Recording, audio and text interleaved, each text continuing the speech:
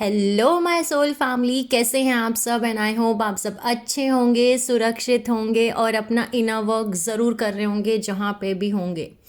और अगर आपने अभी तक अपना इनर वर्क करना नहीं शुरू किया है तो प्लीज़ उसको शुरू कीजिए और अपने हाईएस्ट सेल्फ तक पहुँचें। वहाँ तक पहुँचें जो आपकी ओरिजिनल सोल है, ठीक है, ओरिजिनल डिवाइन सोल है।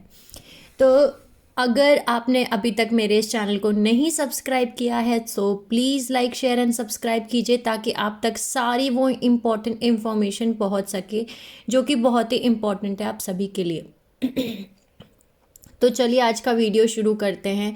और ये कंटिन्यूएशन है मेरा पिछले वीडियोस के पार्ट का, जो कि है आज मैं आप सभी के साथ शेयर कर रही हूँ कुंडलिनी अवेकनिंग एक्सपीरियंस और twin flame awakening experience part 6। ठीक है, पिछले 5 पार्ट मैंने डाल दिए हैं, सो ये कंटिन्यूएशन है उन्हीं सीरीज़ का। तो आपको ये जो सीरीज़ है ये कंटिन्यूएशन से देखनी पड़ेगी, ठीक है, एक एक करके part 1, part 2, part 3, part 4, part 5 ऐसे देखेगा ताकि आपको समझ में आ सके कि मैं बोल क्या रही हूँ।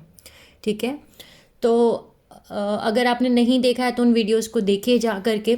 सो आज का वीडियो हम शुरू करते हैं जो कि कंटिन्यूएशन है, पार्ट 6 है। ठीक है, सो मैंने अपने पिछले वीडियोस में बताया कि कैसे जब तक डिवाइन टाइमिंग नहीं आया था मेरी खुद की कुंडलिनी अवेकनिंग का, मेरी खुद की कुंडलिनी जागृत होने का, तब तक मैं अपना कर्मा बैलेंस कर रही थी, अपना एंसेस्ट्रल कर्मा पे कर रही थी या एंसेस्ट्रल कर्मा को बैलेंस कर रही थी। ठीक है, कैसे मैं अपनी लाइफ में कार्मिक रिलेशनशिप्स के साथ साथ सोलमेट रिलेशनशिप्स के साथ भी डील कर रही थी। ठीक है, और कैसे मैं इस 3D में अपने आप में फंसी हुई थी। ठीक है, सो आज का वीडियो शुरू करते हैं जहां मैंने आपको छोड़ा था कि 2020 में जब मैंने 3-4 महीने तक मेडिटेशन किया, तब तक मुझे ये नहीं पता था कि ये स्पिरिचुअल जर्नी क्या होती है और ये सब कुछ। और केनेथ सोर के वीडियोस मैंने देखने शुरू किए थे जो कि गाइडेड मेडिटेशंस थे, और मैंने वो मेडिटेशन करना शुरू किया था क्योंकि मेरा कंसंट्रेशन जो है वो बहुत ही ज़्यादा हाई है। मतलब अगर मैंने किसी चीज़ पे कंसंट्रेशन लगा लिया तो फिर मेरा कंसंट्रेशन और फोकस उसी चीज़ पे रहता है, आसपास की चीज़ों पे नहीं होगा। ये अलग बात है कि मुझे पता होता है कि आसपास क्या चल रहा है, बट बहुत ज़्यादा हाई कंसंट्रेशन और फोकस मेरा उस चीज़ पे रहता है, यानी एनर्जी मेरी पूरी तरीके से उसी चीज़ पे होती है।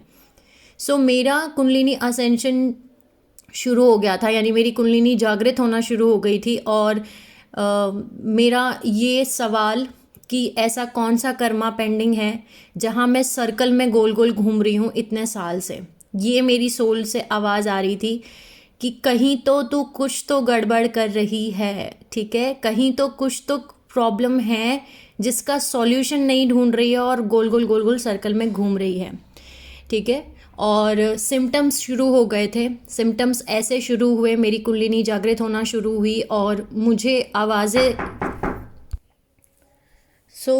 मुझे कुछ आवाज़ें सुनाई देना शुरू हो गई। मतलब कि एक तो मंदिर की जैसे घंटी बज रही होती है, ऐसे मंदिर की घंटियाँ बज रही होती थी मेरे कानों के आसपास, मुझे वो आवाज़ें सुनाई देती थी। और अचानक मेरे सामने यूट्यूब पे टैरो कार्ड रीडिंग के वीडियोस आने शुरू हो गए, यानी टैरो कार्ड के बारे में वीडियोस दिखना शुरू हो गए। फिर मैं जिस सोसाइटी में रहती हूँ यहाँ पे बहुत सारे सांप निकलना शुरू हो गए, अलग अलग तरीके के सांप निकलना शुरू हो गए। और वो रोज़ सांप मेरे को मतलब कि ग्रुप पे दिखना शुरू हो गए और विजन्स दिखने शुरू हो गए, यानी कि ऐसी ऐसी चीज़ें को मुझे दिख रहा है सामने कि जैसे ऐसा लग रहा है जैसे मेरे सामने हो रहा है, पर कहीं भी आसपास मुझे वो चीज़ें होती हुई, मतलब अगर मैं किसी को बताऊं कि मुझे ये सब दिख रहा है तो वो बोलेगा तू पागल हो चुकी है, राइट। सो ये सारी अवेकनिंग कुंडलिनी जागृत होने के तरीके जो हैं वो, मतलब कुंडलिनी जागृत होने के जो सिम्टम्स थे, साइंस थे, वो शुरू हो गए। लेकिन अभी तक मुझे नहीं पता कि मेरी कुंडलिनी जागृत हो रही है, यानी मेरी कुंडलिनी असेंशन जर्नी शुरू हो चुकी है, या इसको हम कुंडलिनी अवेकनिंग बोलते हैं। बैक पेन बहुत ज़्यादा रहता था, ठीक है, यानी कि बहुत ज़्यादा पेन हो रहा होता था। और धीरे धीरे ऐसा होना शुरू हो गया कि मेरे वो जो विजन्स मुझे दिखने लग गए थे, वो विजन्स मुझे बहुत ज़्यादा दिखने लग गए थे।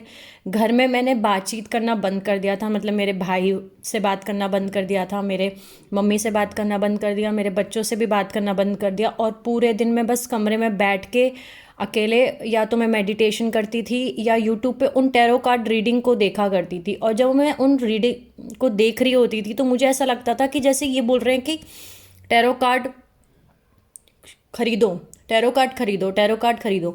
क्योंकि मैंने आपको बताया कि बचपन से ही बीइंग अ स्टार सीड सबसे अच्छी क्वालिटी मेरी सोल की ये रही कि मैंने हमेशा अपनी सोल की कहीं ना कहीं सुनी है। चाहे मेरे 3D में कुछ भी हो रहा हो, लेकिन मेरी अगर सोल बोल रही है कि ऐसा कर, तो मैं उसकी बात सुनती थी, उसको इग्नोर कई बार तो किया भी है, लेकिन मैक्सिमम केसेस में मैं वो सुनती थी, उन चीज़ों को फॉलो करती थी।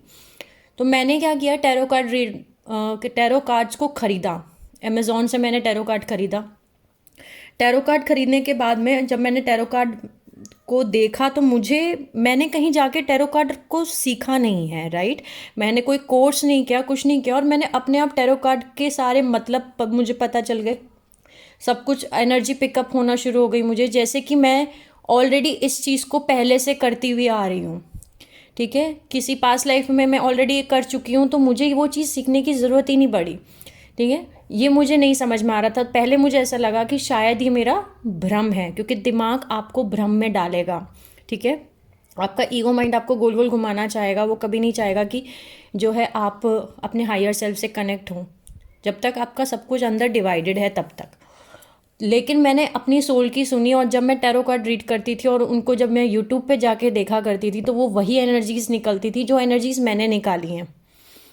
ऐसे करते करते मैंने अपना खुद का एक चैनल स्टार्ट कर दिया, डिवाइन बॉर्न एंजल, जिसके थ्रू आज मैं आप सबसे बात कर रही हूँ। मुझे नहीं पता था कि ये नाम कहाँ से आया, डिवाइन बॉर्न एंजल नाम आया कहाँ से। अगर कोई मुझसे पूछे नाम कैसे आपको पता चला, मुझे नहीं पता। जो भी चीज़ हो रही थी उस समय, वो मैं आपके साथ शेयर कर रही हूँ। मेरा इंस्टाग्राम या डिवाइन बॉर्न एंजल का जो आप स्टेटस देख सकते हैं या कोटेशन देख सकते हैं, कोट देख सकते हैं, वो यही है कि let your smile change the world. और यही स्टेटस, यही लाइन मेरे व्हाट्सएप पे भी है, इंस्टाग्राम पे भी है और यूट्यूब पे भी है। यानी कि जब मैं अनअवेकन थी तब भी मेरे सोल ने यही लिखा है कि let your smile change the world, कि आपकी मुस्कुराहट, आपकी खुशी, आपका प्यार, इससे चलो दुनिया को चेंज करते हैं। सो अब इन चीज़ों को जब मैं अवेकन हो चुकी हूँ, अब मैं समझती हूँ कि ये सब कुछ मैंने लिखा कैसे था, राइट। सो कुंडलिनी असेंशन जर्नी मेरी शुरू हुई, मेरी कुंडलिनी जागृत होना शुरू हुई, और मुझे कुछ विजन्स दिखना शुरू हो गए। मतलब कभी मुझे ऐसा दिखता था कि मेरे किसी का मर्डर हो गया, कभी मुझे ऐसा दिख रहा होता था कि बहुत लोग आपस में बात कर रहे हैं, राइट। कभी मुझे कानों में घंटियाँ घंटियाँ सुनाई दे रही होती थी, बेल बज रही हैं, बस बहुत सारी बेल बज रही हैं, ठीक है, आवाज़ें आ रही हैं कानों में। मुझे लिटरली लोगों की आवाज़ें सुनाई देती थी, और मेरे आसपास कोई लोग नहीं होते थे, लेकिन मुझे लोगों की आवाज़ें सुनाई देती थी। उनके आवाज़ के साथ साथ मुझे वो सीन्स भी दिखाई दे रहे होते थे कि वो वहाँ पे क्या कर रहे हैं। ठीक है, अब ये चीज़ें जब मैंने अपने घर में बताना शुरू की तो मेरे घर वालों को लगा कि मैं पागल हो चुकी हूँ, ठीक है, और मुझे इलाज की ज़रूरत है। दूसरी चीज़ मैं जो कर रही थी वो था राधा कृष्ण देखना। पर राधा कृष्ण को मैंने देखना बंद कर दिया जब मेरी कुंडलिनी अवेकनिंग की जर्नी शुरू हुई, तब मैं महाकाली देखने लग गई। और जब मैं महाकाली देखा करती थी तो जैसे कि आप सभी को पता है कि आपकी जब कुंडलिनी जागृत होती है उसके बाद आपका dark night of a soul चलता है। Dark night of a soul में क्या होता है कि जो भी आपके अंदर के डर हैं, डार्केस्ट डीपेस्ट डर, जिस भी चीज़ का आपको डर है, उन सभी डरों को आपके सामने खड़ा किया जाएगा, उन सभी को आपको रियल 3D वर्ल्ड में दिखाया जाएगा, और आपको उन सभी डरों को क्रॉस करना है। यानी कि आपको उनको फेस करना है। आपको वो ऐसा दिखेगा कि ये सच में हुआ है, आपको आपके डरों से मिलवाया जाएगा। सो मेरे अंदर उस समय जो सबसे ज़्यादा डार्केस्ट डीपेस्ट डर था वो मेरे बच्चे को लेकर के था, राइट। तो जो मेरा बेटा है वो एक ऑटिस्टिक चाइल्ड है, राइट। सो ऑटिस्टिक चाइल्ड है, तो मुझे उस चीज़ को लेके डर लगता था कि इसको कुछ हो ना जाए।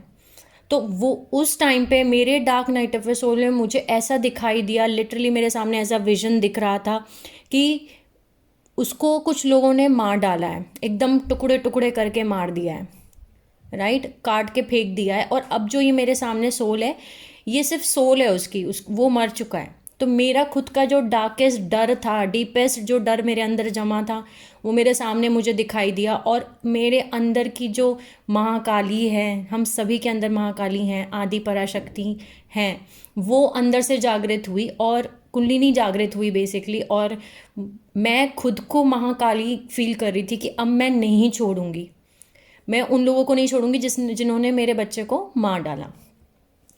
अब ऐसी ऐसी चीज़ें होने लग गई कि मुझे ऐसा लग रहा है कि जैसे शिव जी और पार्वती जी की शादी हो रही है और मुझे वहाँ जाना है। बहुत सारे लोग जो हैं शिव जी पार्वती जी की शादी में जा रहे हैं, राइट। फिर उसके बाद में, क्योंकि dark night of a soul में आपको आपके डर भी दिखाए जाएंगे, प्लस आपके ऊपर साइकिक अटैक्स भी होते हैं।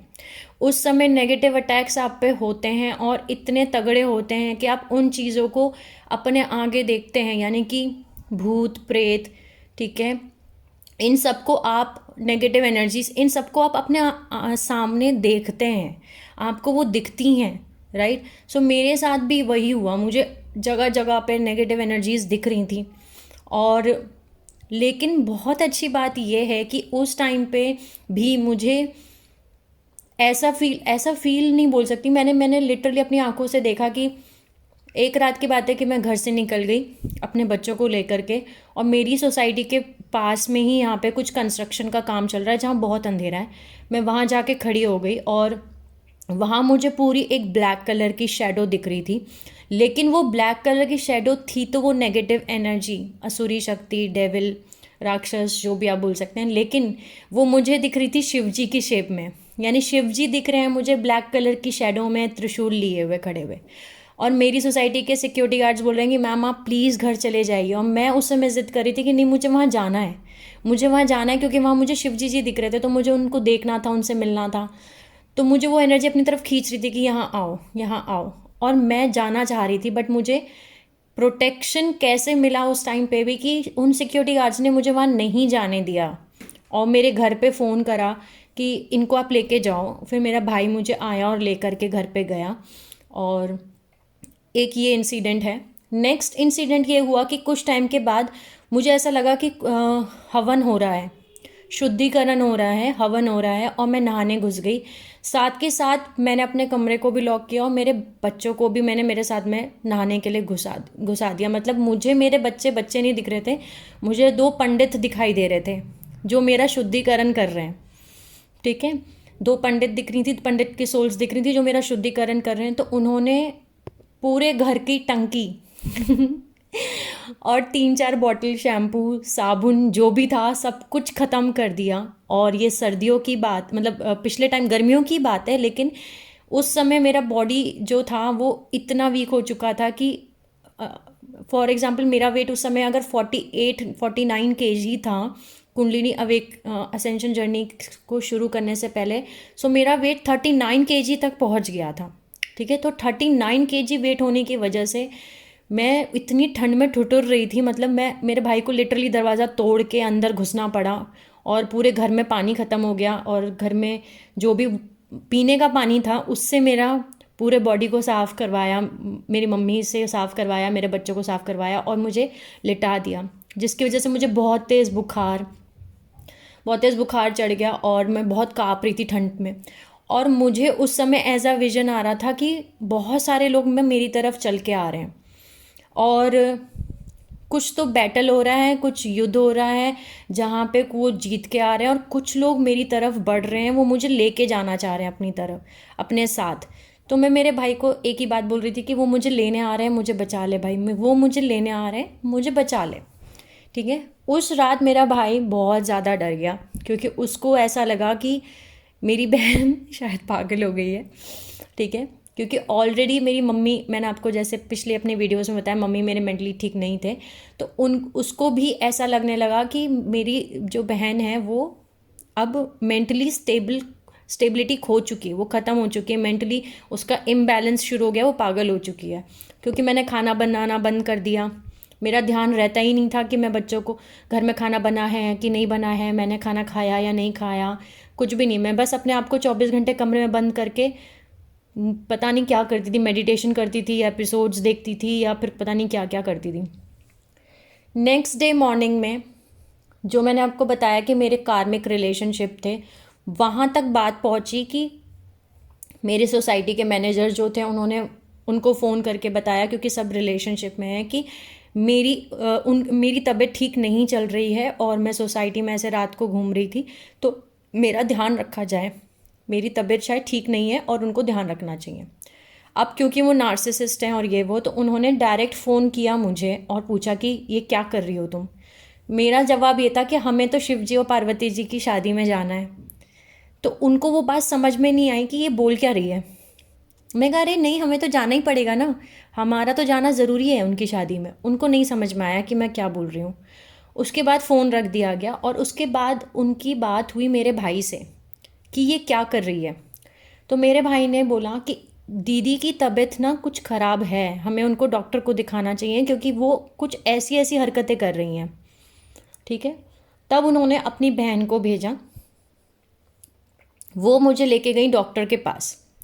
अब जब वो मुझे डॉक्टर के पास लेके गई, साइकेट्रिस्ट के पास में लेके गई, जब वो साइकेट्रिस्ट मेरे सामने बैठा हुआ था तो वो मुझे पूरा शिवजी दिख रहे हैं, पूरे शिवजी दिख रहे हैं। मतलब मुझे ऐसा लग ही नहीं रहा कि मैं डॉक्टर के सामने बैठी हूँ।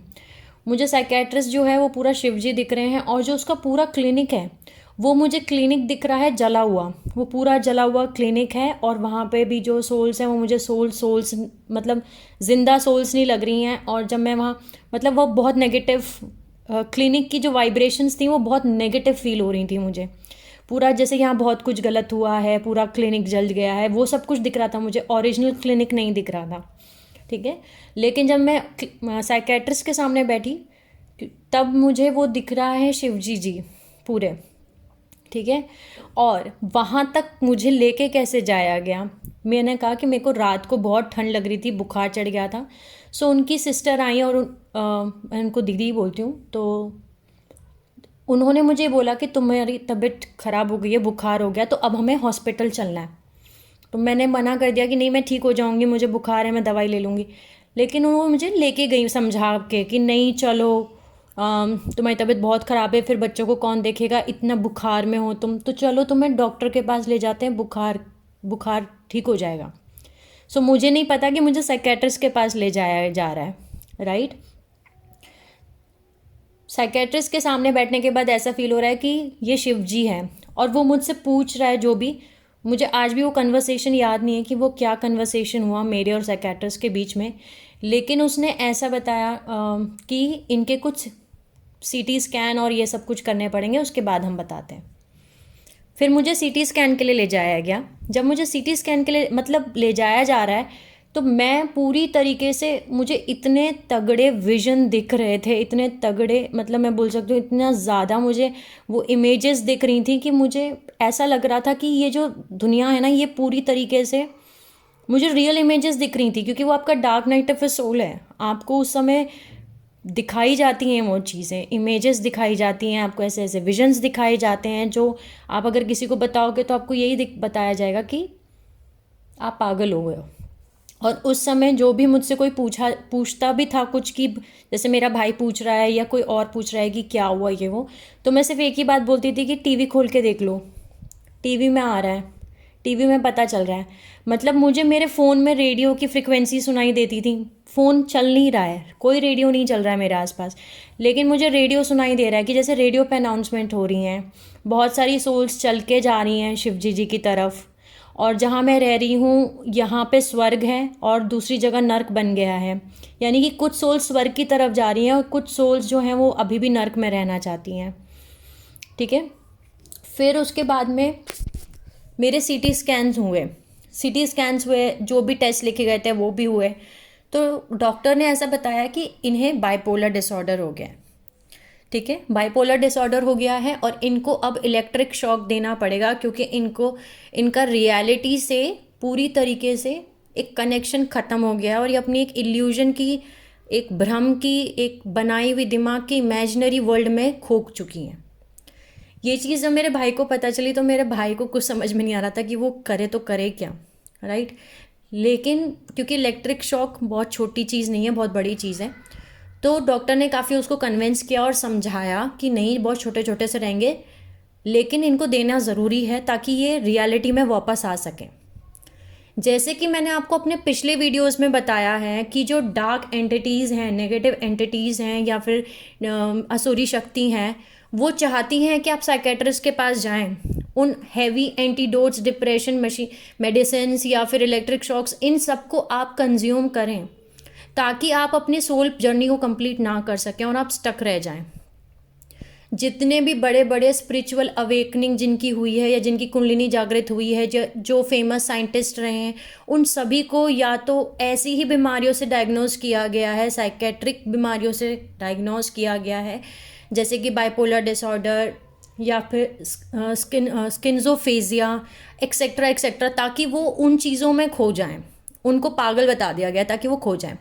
और मेरे साथ भी वही सेम हुआ कि मुझे 6 इलेक्ट्रिक शॉक लगाए गए, लिटरली 6 इलेक्ट्रिक शॉक लगे। तो मुझे नहीं पता उस टाइम फ्रेम में मेरे साथ में क्या हुआ। जैसे मैंने आपको पिछले वीडियो में बताया कि मेरे कुछ 3-4 महीने की मेमोरी पूरी तरीके से डिलीट है, लेकिन मेरा भाई बताता है कि उस टाइम फ्रेम में भी जब मैं थोड़ा होश में आती थी, क्योंकि मुझे बहुत हैवी एंटी डिप्रेशन मेडिसिन्स जो थी वो दी जाती थी, लेकिन जब मैं उठती थी, मैं सिर्फ सोती रहती थी और मैं उठती थी, होश में आती थी, तो टैरो कार्ड लेके बैठ जाया करती थी।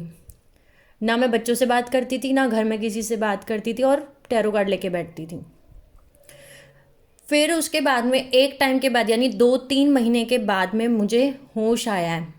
अगस्त में मुझे होश आया है। और अगस्त में होश आने के बाद मुझे अचानक से, मुझे जहाँ से मेमोरी याद है मैं आपको वहाँ से बता रही हूँ, मतलब अचानक से मुझे जिस मेमोरी में मेरे को याद है वो मैं आपसे शेयर कर रही हूँ कि मुझे ऐसा लग रहा था कि मैं जैसे बहुत लंबे टाइम से सो रही हूँ और अब मैं उठ गई। जब मैं उठी हूँ तो मेरे को समझ में आया कि मेरे साथ हो क्या रहा था। तो मेरे भाई ने बोला दवाई ले लो। तो मैंने उससे तब ये क्वेश्चन किया कि मैं दवाई क्यों खा रही हूँ। तो उसने बोला कि क्योंकि आपको इलेक्ट्रिक शॉक लगे हैं। और ये सुन के मेरे को और शौक लगा कि मुझे इलेक्ट्रिक शॉक लगे और मुझे ही नहीं पता, मुझे ही नहीं याद कि मेरे को इलेक्ट्रिक शॉक लगे, राइट। सो ऐसे आपको नेगेटिव एनर्जीज रोकती हैं, लेकिन सबसे ज़्यादा ज़रूरी है उस समय पे जितने भी लोगों की कुंडलिनी अवेकनिंग हो रही है या ऐसे एक्सपीरियंस वो फेस कर रहे हैं, उनको विजन दिखाई दे रहे हैं, उनको आवाज़ें सुनाई दे रही हैं, उनको इमेज दिख रही हैं, उनको ऐसी ऐसी चीज़ें दिख रही हैं, नेगेटिव एंटिटीज़ दिख रही हैं जो वो किसी और को एक्सप्लेन नहीं कर सकते, लेकिन वो दिख रही हैं उनको। वो उसको ही हम dark night of a soul बोलते हैं। उस समय आप क्या करें? उस समय आपको अपने आप से लड़ना है। अपने आप से कैसे लड़ना है? मतलब अपने दिमाग से लड़ना है कि ये जो मैं देख रही हूँ ये मेरा भ्रम नहीं है, ठीक है, ये मेरा भ्रम नहीं है और मैं इससे बहुत ज़्यादा स्ट्रांग हूँ। जो मैंने अपने खुद के केस में किया, मैंने अपने खुद के केस में ये किया कि जब मुझे पता चला कि मैं इन मेडिसिन को ले रही हूँ और मेरे को शौक लगे थे और मैं इतने टाइम से बेहोशी थी और मैं होश में नहीं थी, तब मैंने अपने आप को ये बोला कि ये मेडिसिन्स मुझे नहीं लेना है, ठीक है। और जो मैं सुन रही थी, जो मैं देख रही थी या जो मैं महसूस कर रही थी, वो सब कुछ भ्रम है, इल्यूजन है या सच है?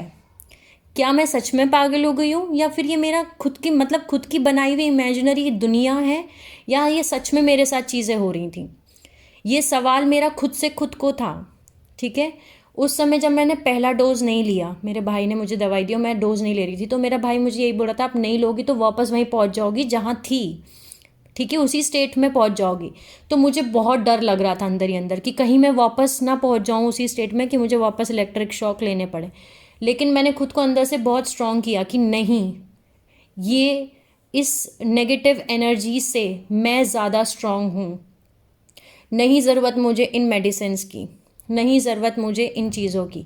और मैंने मेडिसिन्स खाना बंद किया, पूरी तरीके से बंद कर दिया और मैं अपने होश में आना शुरू हो गई, ठीक है। 1 हफ्ते के अंदर अंदर मैं इतना होश में आ गई कि मैं वापस से खाना बनाने लगी, नॉर्मल थोड़ा सा होने लगी। लेकिन उस टाइम फ्रेम में मैंने डर के मारे यूट्यूब देखना बंद कर दिया, मेडिटेशन करना बंद कर दिया और यहाँ तक कि मेरे जो टैरो कार्ड्स थे उनको फाड़ के फेंक दिया गया था मेरे पीछे, कि ये देखेगी फिर से टैरो कार्ड करेगी, तो टैरो कार्ड मेरे उठा के सब गायब कर दिए गए थे, उनको फेंक दिया गया था।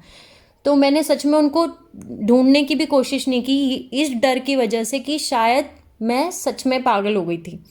लेकिन मेरी सोल कॉलिंग हो रही थी, तो मतलब मेरी आत्मा बार बार कह रही थी कि ऐसा नहीं हो सकता है कि मैं पागल हो गई हूँ, ऐसा नहीं हो सकता है कि जो मैं सुन रही थी देख रही थी ये सब कुछ भ्रम है, ऐसा नहीं हो सकता है। तब उस टाइम फ्रेम में बहुत बड़ा एक और मेरे सोलमेट है जो कि ऑक्यूपेशनल थेरेपिस्ट हैं नेचर से, ठीक है, जो मेरे बेटे के थेरेपी करते थे। ऑटिज़म में आपको थेरेपीज़ लेनी पड़ती हैं, अगर आपको पता हो तो, नहीं पता है तो मैं बता दूं। तो वो उसके ऑक्यूपेशनल थेरेपिस्ट थे, राइट। सो मैं पता नहीं क्यों मैंने उनको फ़ोन किया और मैंने बोला कि सर मेरे साथ में ना ऐसे ऐसे सब हुआ है और मुझे ऐसा बताया गया है, तो मुझे ना किसी डॉक्टर की हेल्प की ज़रूरत है जो जेन्युइन बता सके कि मेरे साथ क्या हुआ है। तब उन्होंने बताया कि उनके एक और फ्रेंड है जो कि प्रॉपर रेकी हीलिंग और ये सब कुछ करते हैं, और वो आपको आकर के मिलेंगे, आप उनको पूरी स्टोरी बताना, ठीक है, और मैं भी आऊँगा साथ में और फिर हम बात करते हैं।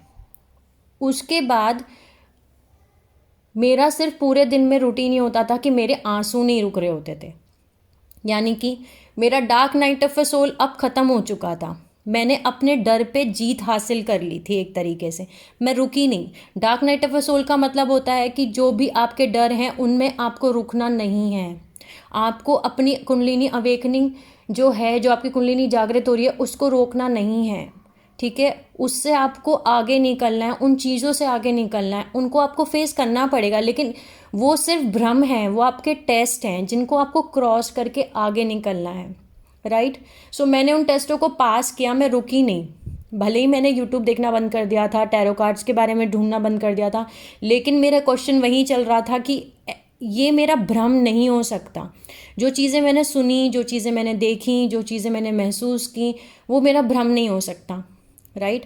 सो फिर उसके बाद में वो मेरे घर पे आए और हम लोग आमने सामने बैठे, और जब उन दोनों ने मेरी पूरी बात सुनी तब उन्होंने साफ साफ बताया, जो हीलर थे, की हीलिंग करते हैं, वो भी एक एक्वेरियस ही हैं, ठीक है। उन्होंने बताया कि आपकी कुंडलिनी अवेकनिंग हो रही है, आपको कोई बाइपोलर डिसऑर्डर नहीं हुआ है। इसको हम 3D वर्ल्ड में जो साइकेट्रिस्ट हैं वो बाइपोलर डिसऑर्डर बता देते हैं, लेकिन इसको हम कुंडलिनी अवेकनिंग बोलते हैं, यानी आपकी कुंडलिनी जागृत हो रही है। तो इस समय आपको हीलिंग की ज़रूरत है, तो मैं अब रोज़ आपकी हीलिंग सेशंस लूँगा और आपकी हीलिंग करूँगा, ठीक है। तब तक सितंबर शुरू हो गया, और जब उन्होंने मेरी हीलिंग करना शुरू किया तो मुझे याद है रोज़ 1 घंटा उनके सामने बैठती थी मैं, और वो सिर्फ मुझे बोलते थे कि आप बताओ, जो भी आपको बताना है, जो भी आपको बोलना है आप बोलो। और मैं बोलती थी और सिर्फ रोती रहती थी, सिर्फ और सिर्फ रोती थी, मेरे आंसू रुकते नहीं थे। जैसे मैंने आपको बताया, कुंडलिनी जागृत होती है, पहला स्टेप, पहला लेवल। सेकेंड लेवल आपका आता है dark night of a soul. तीसरा लेवल आता है आपका सोल पर्जिंग का, जहाँ आप टेस्ट क्रॉस कर देते हो dark night of a soul का।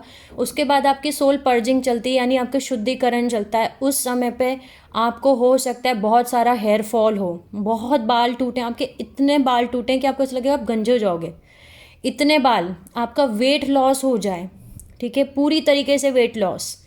फिर उस समय पे आप लॉस्ट होते हो, पूरी तरीके से लॉस्ट, जो कि मैं भी पूरी तरीके से लॉस्ट थी। मतलब अगर मैं यहाँ जो वो बैठी हूँ तो मैं बस बैठी हूँ, ना मैं लॉस्ट हूँ, अपनी दुनिया में लॉस्ट हूँ, ना मैं, कोई मुझसे पूछे क्या सोच रही थी, नहीं पता, कहीं देख रही हूँ तो बस देखती चली जा रही हूँ, ऐसा। सो 1-1 घंटा बैठ के वो रोज़ मेरी हीलिंग करते थे, और रोज़ मुझे हील करते थे, मेरे चक्रों की हीलिंग करते थे, रेकी हीलिंग करा करते थे।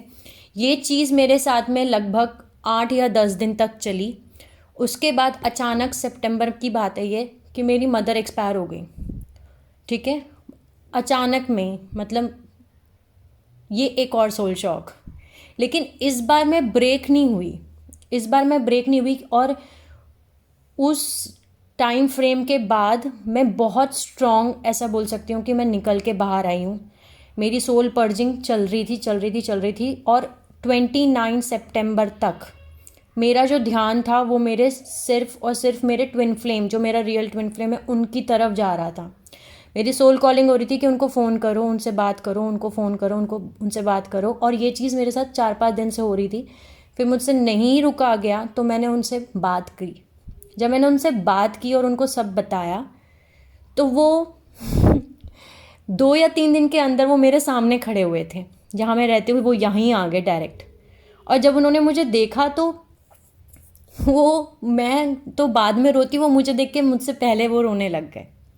सो यहाँ मैं ये वीडियो स्टॉप करती हूँ। यहाँ तक मैंने आपको बताया कि कैसे आपकी कुंडलिनी अवेकन होती है और क्या क्या आप एक्सपीरियंस करेंगे उस टाइम फ्रेम पे, और कैसे आपको नेगेटिव एनर्जीज़ रोकती हैं, आपकी कुंडलिनी जर्नी को कंप्लीट नहीं करने देती हैं। या मैं ये कहूँ कि उस समय पे कैसे आपके टेस्ट लेती हैं आदि पराशक्ति कुंडलिनी माता, ठीक है। वो आपकी कैसे टेस्ट लेती हैं, आपको आपके डरों से मिलाती हैं, लेकिन आपको वो सब कुछ क्रॉस करके आगे निकलना होता है। और तीसरा आपका लेवल आता है जहाँ आपकी सोल पर्जिंग चलती है, ठीक है। सोल पर्जिंग का मतलब है आपका शुद्धिकरण, ठीक है। तो ये वीडियो को मैं यहीं स्टॉप करती हूँ। नेक्स्ट वीडियो में मैं आपको इसके आगे बताऊँगी। आई होप मैं आपको समझा पाई। इतना डिटेल से समझाने का रीज़न यही है ताकि वो सोल्स जो अभी भी कुंडलिनी असेंशन जर्नी में हैं या कहीं भी अपनी स्पिरिचुअल जर्नी में स्टक हैं तो वो हिम्मत ना हारें, ठीक है। आप लाइट हैं, आप कंप्लीट हैं अपने आप में। अपने आप को पहचानें, आपकी सोल की कितनी ताकत है, राइट। आप बहुत स्ट्रांग हैं और डिवाइन एनर्जी आपके साथ कंटिन्यू है, प्रोटेक्शन आपको कंटिन्यू मिल रहा है। So sending you lots of love and healing light to everyone who is watching my video. Take care of yourself, my soul family, and see you soon.